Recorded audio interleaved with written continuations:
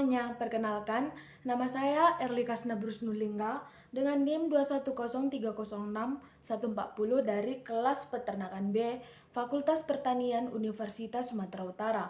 Nah, di video kali ini, saya akan menjelaskan metabolisme dari protein, karbohidrat, dan lemak serta hubungannya dari masing-masing.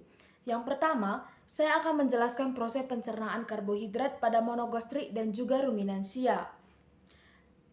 Yang pertama pada monogastrik. Pencernaan karbohidrat dimulai dari mulut dengan pelumas kalifah terus didalami gijar secara mekanis dan dihidrolisis dilanjutkan di dalam usus halus oleh enzim pankreas, kemudian ada empedu serta getah usus.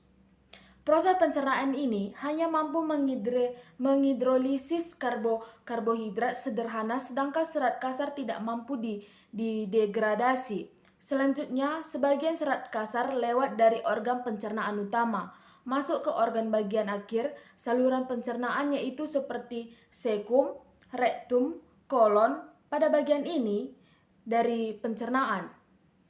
Kemudian yang kedua pada ruminansia. Proses metabolisme karbohidrat pada hewan ruminansia berlangsung di dalam rumen. Karbohidrat ini merupakan golongan polisakarida yakni serat kasar atau selulosa di dalam rumen karbohidrat.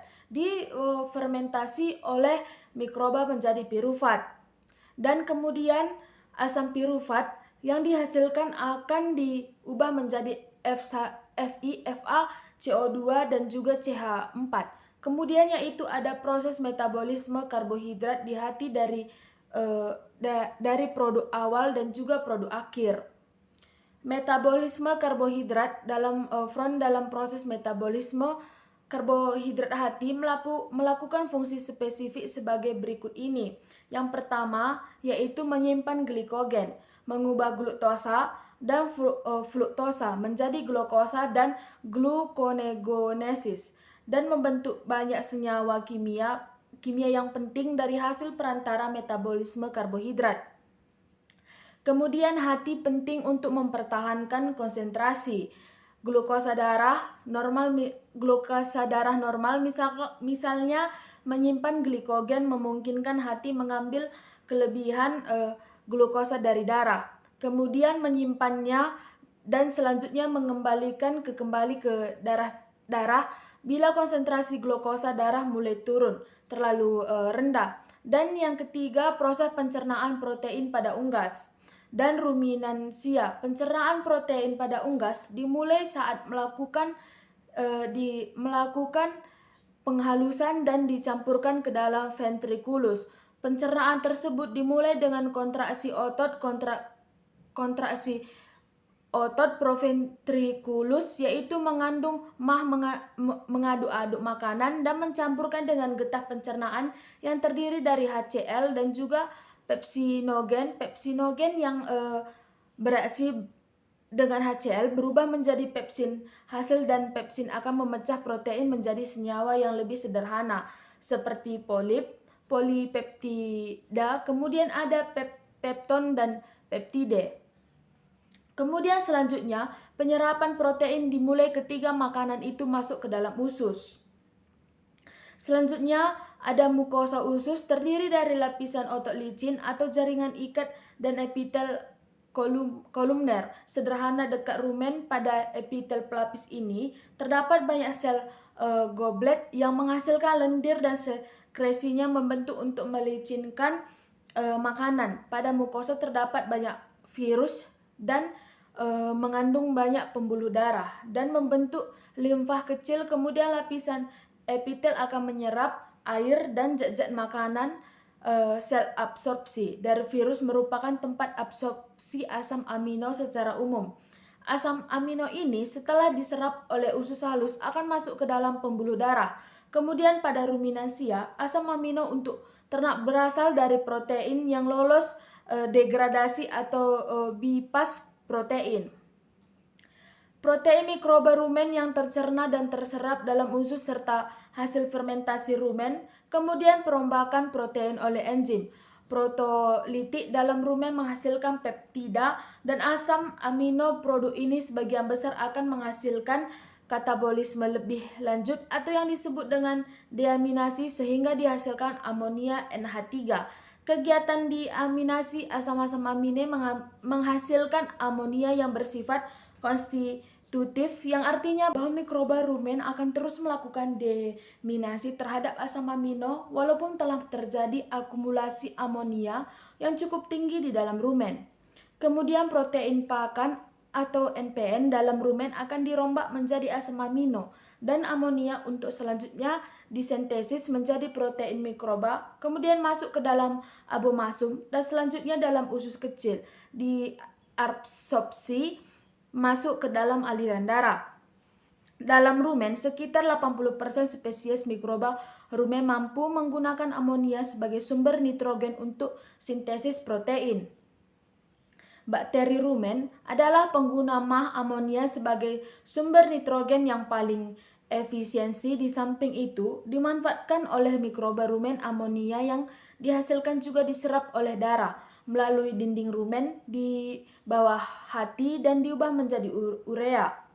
Dan selanjutnya ada beberapa urea ini yang memungkinkan kembali ke rumen melalui saliva dan juga langsung menembus dinding rumen, tetapi sebagian besar dikeluarkan bersama urin dan kemudian dibuang.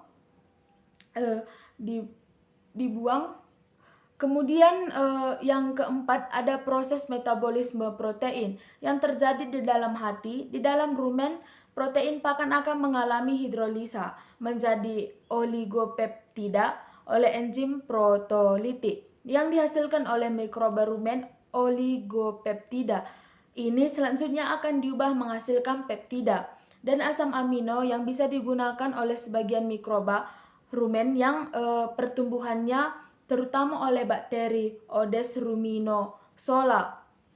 Dan bakteri ini mempunyai sistem transfer yang mengangkat asam amino ke dalam tubuh bakteri.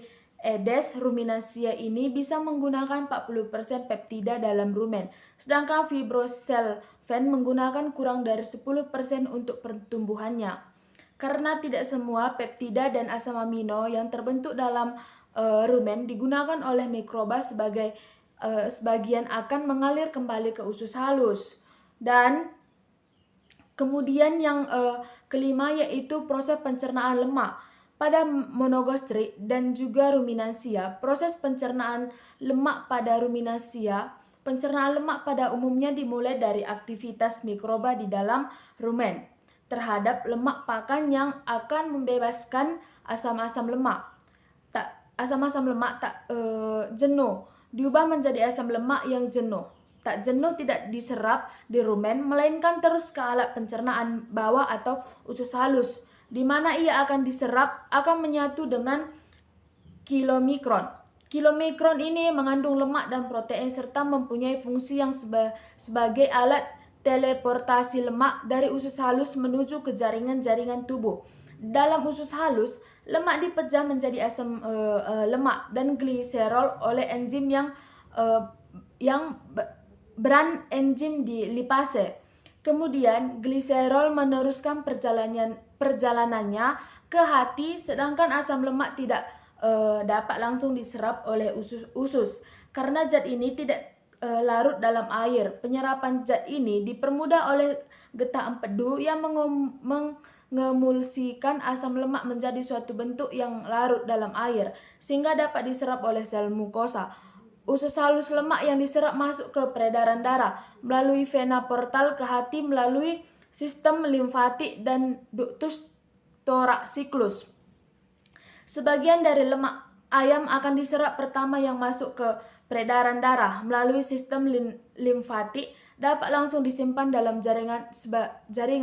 Sebagian besar lemak yang diserap mengalami metabolisme di dalam hati. Tersedia untuk sesuatu mekanisme yang mengangkat lemak dari hati menuju ke jaringan. Nah, kemudian pencernaan lemak pada hewan monogastrik atau lambung tunggal, sebagian besar lemak dalam pakan adalah trigliserida, sedangkan selebihnya adalah fosfolipid dan kolesterol. Saat lemak masuk ke dalam duodenum, maka mukosa duodenum akan menghasilkan hormon enterogastrik.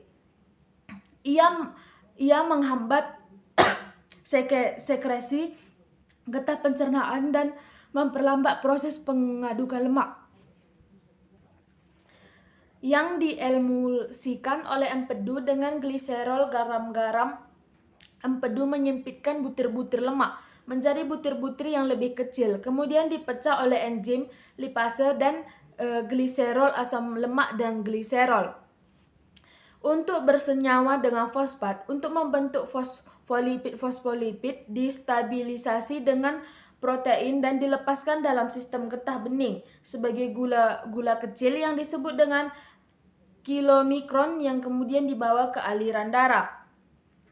Selanjutnya yang keenam adalah proses metabolisme lemak. Dalam hati, proses yang pertama adalah hidrolisis atau lipolisis. Pada proses ini, lemak akan diputus ikatan ester trigliserida, fosfolipid, dan glikolipid yang dilakukan bakteri rumen. Pada proses ini dihasilkan asam lemak dan juga galaktosa.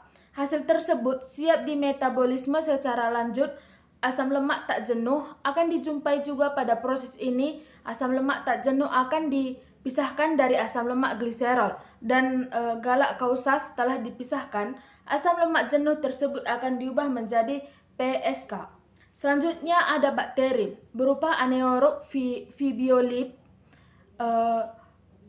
fibrilitikal digunakan oleh hidrolisis trigliserida. Bakteri Fibrisolofens digunakan untuk menghidrolisis fosfolipid dan glikolipid. Kemudian, asam lemak ini membentuk triacylglycerol dalam epitel usus. Triacylglycerol ini dan juga kolesterol membentuk kilomikron yang akan masuk ke peredaran darah untuk diedarkan ke seluruh tubuh.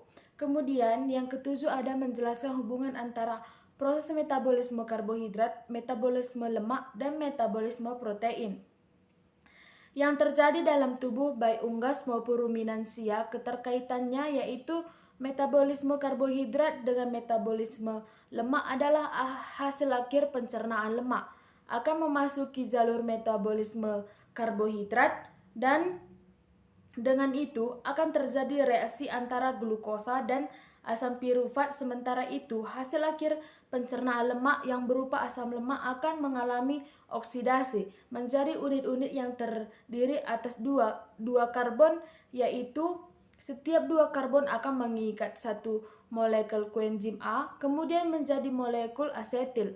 Koenzim A yang dapat masuk ke dalam jalur metabolisme karbohidrat asetil koenzim ini yang berasal dari beta oksidasi akan disintesis kembali menjadi komponen lemak karbohidrat.